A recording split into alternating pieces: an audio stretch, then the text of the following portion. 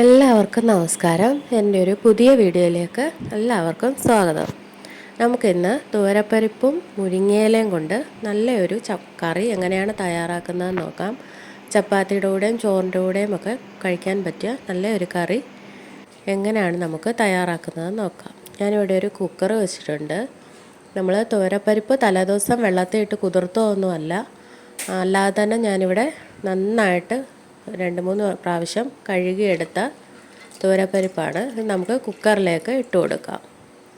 എല്ലാവരും ഇതൊന്ന് ട്രൈ ചെയ്ത് നോക്കണം.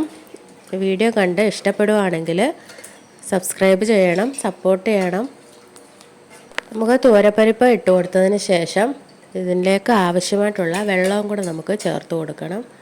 വെള്ളം ഇനിയും ശകലം കൂടിപ്പോയാലും കുഴപ്പമില്ല. ഇത് നന്നായിട്ട് വെന്ത് കുറുകുന്നത് കൊണ്ട് ശകലം വെള്ളം കൂടി പോയാലും കുഴപ്പമില്ല, അധികം വെള്ളമായി പോകരുത്.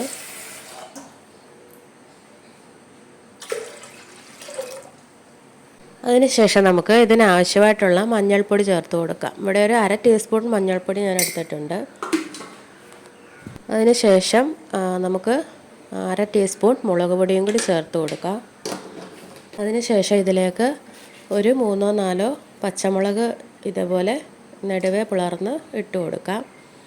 ഞാനിവിടെ എരിവില്ലാത്തതായതുകൊണ്ട് ഒരു 4 ഇട്ട് കൊടുക്കുന്നുണ്ട്. എരിവുള്ളതാണെങ്കിൽ 1-2 ഇട്ട് കൊടുത്താൽ മതി. അതിനുശേഷം നമുക്ക് ഇതിലേക്ക് ആവശ്യമായിട്ടുള്ള ഉപ്പ് ചേർത്ത് കൊടുക്കാം. ഞാനിവിടെ ഒരു 1/2 ടീസ്പൂൺ ഉപ്പ് ചേർത്ത് കൊടുക്കുന്നുണ്ട്. ആവശ്യമാണെങ്കിൽ നമുക്ക് വെന്തതിന് ശേഷം നമുക്ക് ചേർത്ത് കൊടുത്താലും മതി. നമുക്ക് ഇതൊന്ന് ഒരു വിസിലടിക്കുന്ന വരെ വേവിച്ചെടുക്കാം.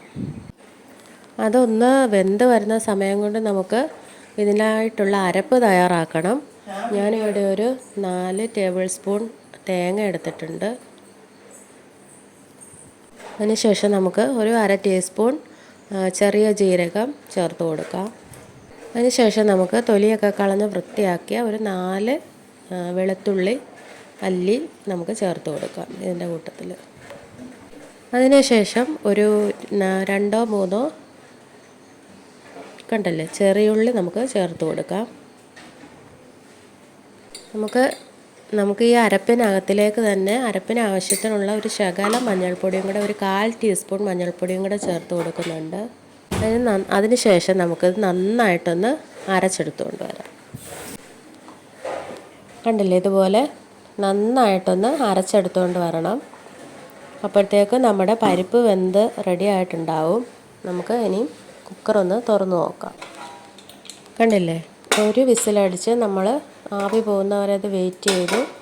അതിനുശേഷം തുറന്നപ്പോൾ നന്നായിട്ടിത് വെന്തിരിപ്പുണ്ട്. ഇതേപോലെ വേവിച്ചെടുത്താൽ മതി. ഞാനിവിടെ ഹൈ ഫ്ലെയിമിലിട്ടിട്ട് തന്നെയാണ് വേവിച്ചെടുത്തത്. ലോ ഫ്ലെയിമിലിട്ട് വേവിക്കേണ്ട ആവശ്യമില്ല. പെട്ടെന്ന് വേവുന്നതായതുകൊണ്ട് ഹൈ ഫ്ലെയിമിലിട്ട് ഒരു വിസിലടിച്ച് വേവിച്ചാൽ മതി. കണ്ടില്ലേ, നന്നായിട്ടിത് വെന്തിട്ടുണ്ട്. അതിനുശേഷം നമുക്ക് അരച്ച് വെച്ചിരിക്കുന്ന ആ അരപ്പ് നമുക്ക് ഇതിലേക്ക് ചേർത്ത് കൊടുക്കാം. അരപ്പ് ചേർത്ത് കൊടുത്തിട്ട് ഒരുപാട് അങ്ങ് തിളയ്ക്കേണ്ട ആവശ്യമില്ല. ആവശ്യത്തിന് വെള്ളം ഇല്ലെന്നുണ്ടെങ്കിൽ നമുക്ക് ഈ സമയത്ത് മിക്സിയുടെ ജാറിൽ തന്നെ എടുത്ത് നമുക്ക് വെള്ളം പാകത്തിന് ചേർത്ത് കൊടുക്കാം. ഇവിടെ ഇപ്പോൾ പാകത്തിന് വെള്ളം ചേർത്തിട്ടുണ്ട്, അതുകൊണ്ട് ഞാൻ ഇനിയും വെള്ളം ഒഴിക്കുന്നില്ല. ഇത് നമുക്ക് നന്നായിട്ടൊന്ന് ചൂടാക്കിയെടുത്താൽ മാത്രം മതി. ഒരുപാട് തിളച്ച് പോകേണ്ട ആവശ്യമില്ല.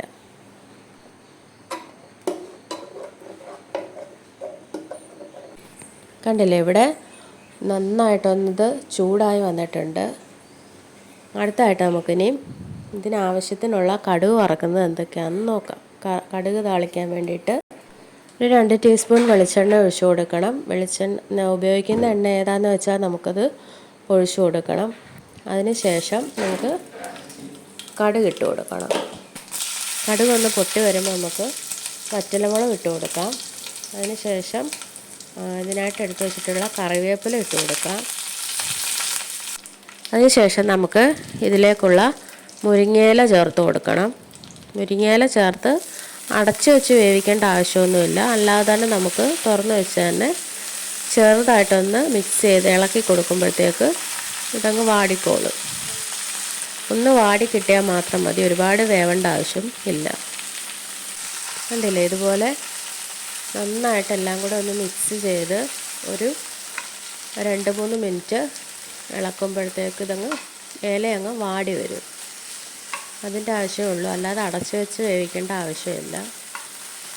നമുക്ക് നന്നായിട്ട് ഇതൊന്ന് വാട്ടിയെടുക്കാം. കണ്ടില്ലേ, ഇപ്പോൾ തന്നെ ഇല ഇവിടെ നന്നായിട്ട് വെന്ത് വന്നിട്ടുണ്ട്. നമുക്കിനി ഇത് നമ്മൾ വേവിച്ച് വെച്ചിരിക്കുന്ന പരിപ്പിലേക്ക് ചേർത്ത് കൊടുക്കാം.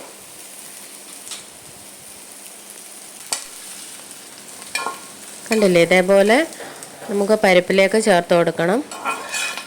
വളരെ എളുപ്പം വെക്കാൻ പറ്റുന്ന ഒരു കറിയാണിത്. എല്ലാവരും ഇതൊന്ന് ട്രൈ ചെയ്ത് നോക്കണം. നമുക്ക് ചോറിൻ്റെ കൂടെയും ചപ്പാത്തിയുടെ കൂടെയും മുരിങ്ങയിലൊക്കെ കഴിക്കാൻ മടിയുള്ള കുട്ടികൾക്കൊക്കെ ആണെങ്കിൽ ഇങ്ങനെ കൊടുത്താൽ അവരറിയാതെ പോലും ഇത് കഴിച്ചോളും. എല്ലാവരും ഇതൊന്ന് ട്രൈ ചെയ്ത് നോക്കണം. ഇഷ്ടപ്പെടുവാണെങ്കിൽ ലൈക്ക് ചെയ്യണം, ഷെയർ ചെയ്യണം, സബ്സ്ക്രൈബ് ചെയ്യണം. എല്ലാവർക്കും ഇഷ്ടപ്പെടുമെന്ന് കരുതുന്നു. Thank you.